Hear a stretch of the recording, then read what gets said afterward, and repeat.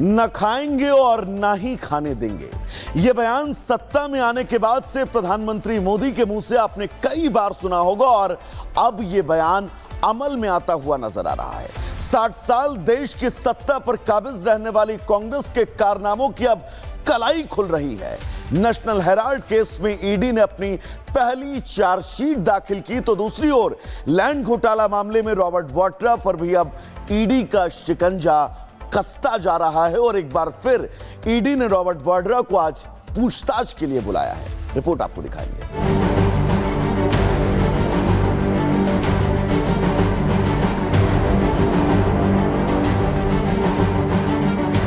किसान की जमीन कौड़ियों के दाम पर हड़प ली।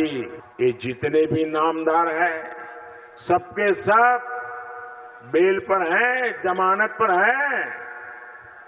लेके वाले 5 वर्ष में आपने मुझे 5 साल का मौका दिया, वो दरवाजे तक पहुंच गए हैं। दूसरे 5 साल का मौका दीजिए, देश को लूटने वाले जेल के अंदर होंगे। 2019 में लोकसभा चुनाव के वक्त मोदी ने जनता से वादा किया था, जिन्होंने देश को लूटा है उन्हें लौटाना पड़ेगा। ईडी की एक चार्जशीट ने बढ़ा दी है गांधी और वाड्रा परिवार की टेंशन। करोड़ों की हेराफेरी, अब ईडी के सवालों की बारी। ईडी ने कांग्रेस के नेशनल हेराल्ड अखबार और एसोसिएटेड जर्नल्स लिमिटेड से जुड़े मनी लॉन्ड्रिंग केस में पहली चार्जशीट दाखिल कर दी है। इसमें सोनिया गांधी, राहुल गांधी, सैम पित्रोदा का नाम शामिल है। मामले की सुनवाई 25 अप्रैल को दिल्ली के राउज एवेन्यू कोर्ट में होगी। कोर्ट ईडी से मामले की केस डायरी भी मांगी है। राहुल और सोनिया गांधी का एक बार फिर से ईडी से आमना सामना होगा। दशकों तक भारत की सत्ता पर काबिज कांग्रेस पार्टी का काला चिट्ठा खुलने जा रहा है, तो कांग्रेस पार्टी के नेताओं को सांप सूंघ गया। परिवार पर संकट आया तो बचाव में एक-एक करके कांग्रेसी उतर पड़े हैं। 12 साल से ये बोगस केस चल रहा है और ये केस इतना हास्यास्पद है कि ईडी ने मनी लॉन्ड्रिंग की जो चार्जशीट फाइल करी है वो उस केस में करिए जहां पर एक पैसे का लेन देन नहीं हुआ है, जहां पर एक प्रॉपर्टी का ट्रांसफर नहीं हुआ है, जहां पर सेक्शन 25 की not for profit company national Herald के देखरेख के लिए बनाई गई थी, जहां पर डायरेक्टर्स को डिविडेंड कुछ नहीं मिलेगा, उनको इससे कोई फायदा नहीं होगा। ये विशुद्ध गंदी, भोंडी, सस्ती और बदले की भावना से की हुई राजनीति है। कांग्रेस पार्टी को ध्यान रखना चाहिए कि इस विषय की शुरुआत 2012 में हुई थी और एक जनहित याचिका के द्वारा दिल्ली हाई कोर्ट ने अक्टूबर 2013 में इस केस की शुरुआत की थी। यानी यह मामला दर्ज तब हुआ था जब मोदी जी की सरकार आई भी नहीं थी। अतः कांग्रेस पार्टी का इस पर राजनीति करने का आधार नहीं बनता है। टेक्निकली देखें तो यह भारत के इतिहास का एक विचित्र मामला है जिसमें कोई एक ऐसी कंपनी 90 करोड़ की देनदारी में बिक गई जिसके पास हजारों करोड़ की संपत्ति थी। कांग्रेस पार्टी को नस्तानाबूद करने की मोदी जी की साजिश है। ईडी तो इडियट है, जो मर्जी उसको कराए जा सकते हैं, उसमें हमें कोई परवाह नहीं, कोई फर्क नहीं पड़ते। जिसने भी लूटा है उसे लौटाना पड़ेगा। 2000 करोड़ की एजेएल की प्रॉपर्टीज अपने परिवार के नाम पर 50 लाख रुपए में कर दी और बताइए कि ये जनता का माल अपनी जेब में डाल ये करते हैं। अब जब ऐसा भ्रष्टाचार किया और कार्रवाई होती है तो अत्याचार चिल्लाते हैं, विक्टिमहुड कार्ड खेलते हैं। राहुल, सोनिया और पित्रोदा का नाम आने के बाद गांधी परिवार को पूछताछ का डर सता रहा है। जून 2022 में नेशनल हेराल्ड केस में राहुल गांधी से 5 दिनों में 50 घंटे पूछताछ हुई थी। फिर 21 जुलाई 2022 में नेशनल हेराल्ड केस में सोनिया गांधी से 3 दिन में 12 घंटे सवाल हुए थे। इस दौरान उनसे 100 से ज्यादा सवाल किए गए। आपको बता दें, चार्जशीट से पहले प्रॉपर्टी जब्त करने की कार्रवाई हुई। इन संपत्तियों में दिल्ली, मुंबई और लखनऊ में प्राइम प्रॉपर्टी शामिल थी। इनमें दिल्ली के बहादुर शाह जफर मार्ग पर स्थित हेराल्ड हाउस भी है। आज ही सांसद प्रियंका गांधी के पति रॉबर्ट वाड्रा ईडी के ऑफिस गए थे। जमीन घोटाले के आरोप में वाड्रा से आज रिपब्लिक भारत ने सवाल पूछा तो साहब भड़क गए। लोगों की इच्छा थी कि मैं पैदल जाऊं और लोगों के साथ रहूं और लोग चलना चाह रहे थे मेरे साथ, उनको रोक दिया गया। सर, तो आपने पहले भी काफी आरोप लगाए हैं कि ईडी के पास कोई भी पुख्ता सबूत नहीं है, फिर से आज आपको दूसरा समन। जब मैं लोगों के हित में बोलता हूं जब भी मैं माइनॉरिटीज़ के लिए बोलता हूँ, जब भी मैं जो सरकार चल रही है उनकी नाकामियों में बोलूँगा, मैं सोच भी रहा हूँ राजनीति में आने के लिए, तो ये लोग दुरुपयोग करेंगे, एजेंसियों का इस्तेमाल करेंगे।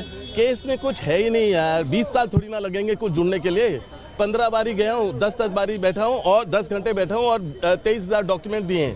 फिर से एक हफ्ते में बोलते हैं सारे 23,000 डॉक्यूमेंट दोबारा दो, ऐसे थोड़ी ना। ईडी ने करीब 6 घंटे तक रॉबर्ट वाड्रा से पूछताछ की। घोटालों के आरोपों की परतें तो धीरे धीरे जांच के बाद खुलेंगी, लेकिन ईडी की चार्जशीट के बाद एक बात तो तय है, जिसने लूटा है लौटाना पड़ेगा, क्योंकि प्रधानमंत्री मोदी ने कुर्सी पर बैठते ही ये वचन देशवासियों को दे दिया था। मेरी भ्रष्टाचार के खिलाफ लड़ाई चलती रही। जिसने देश को लूटा है उनको लौटाना पड़ेगा। Bureau report, Republic Bharat. न खाएंगे और न ही खाने देंगे, यह बयान सत्ता में आने के बाद से प्रधानमंत्री मोदी के मुंह से आपने कई बार सुना होगा और अब यह बयान अमल में आता हुआ नजर आ रहा है। 60 साल देश की सत्ता पर काबिज रहने वाली कांग्रेस के कारनामों की अब कलाई खुल रही है।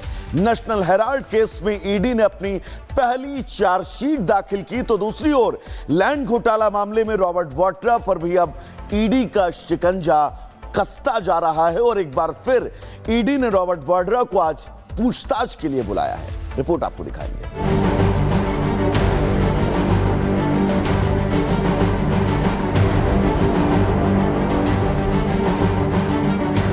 किसान की जमीन कौड़ियों के दाम पर हड़प ली।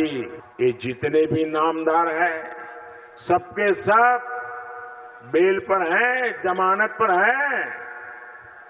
लेके वाले 5 वर्ष में आपने मुझे 5 साल का मौका दिया, वो दरवाजे तक पहुंच गए हैं।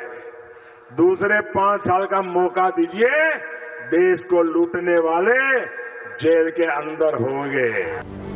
2019 में लोकसभा चुनाव के वक्त मोदी ने जनता से वादा किया था, जिन्होंने देश को लूटा है उन्हें लौटाना पड़ेगा। ईडी की एक चार्जशीट ने बढ़ा दी है गांधी और वाड्रा परिवार की टेंशन। करोड़ों की हेराफेरी, अब ईडी के सवालों की बारी। ईडी ने कांग्रेस के नेशनल हेराल्ड अखबार और एसोसिएटेड जर्नल्स लिमिटेड से जुड़े मनी लॉन्ड्रिंग केस में पहली चार्जशीट दाखिल कर दी है। इसमें सोनिया गांधी, राहुल गांधी, सैम पित्रोदा का नाम शामिल है। मामले की सुनवाई 25 अप्रैल को दिल्ली के राउज एवेन्यू कोर्ट में होगी। कोर्ट ईडी से मामले की केस डायरी भी मांगी है। राहुल और सोनिया गांधी का एक बार फिर से ईडी से आमना सामना होगा। दशकों तक भारत की सत्ता पर काबिज कांग्रेस पार्टी का काला चिट्ठा खुलने जा रहा है, तो कांग्रेस पार्टी के नेताओं को सांप सूंघ गया। परिवार पर संकट आया तो बचाव में एक एक करके कांग्रेसी उतर पड़े हैं।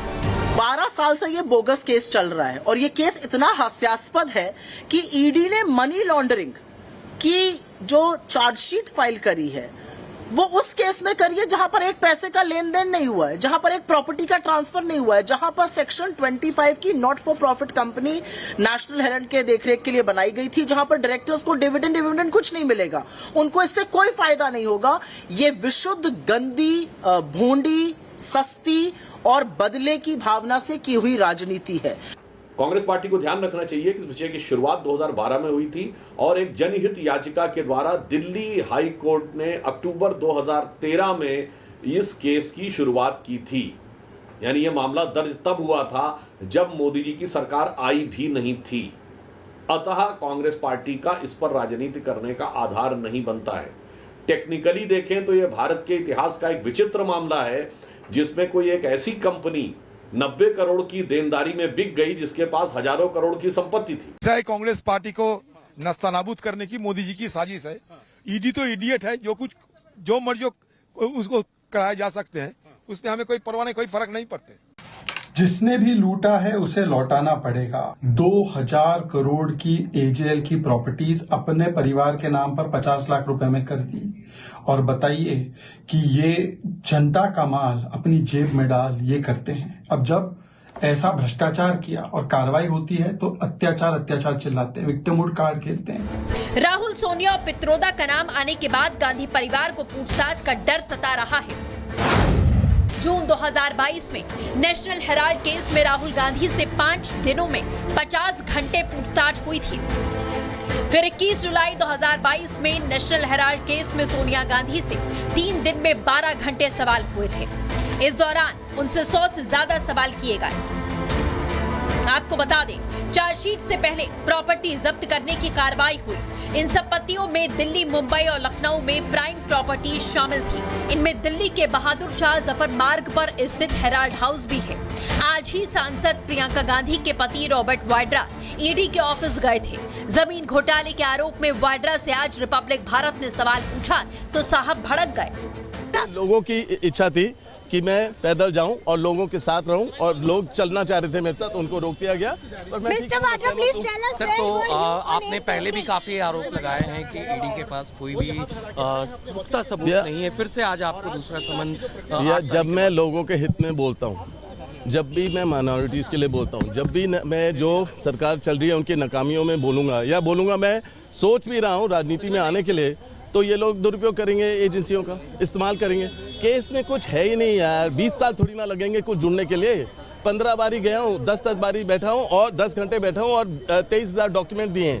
फिर से एक हफ्ते में बोलते हैं सारे 23,000 डॉक्यूमेंट दोबारा दो, ऐसे थोड़ी ना।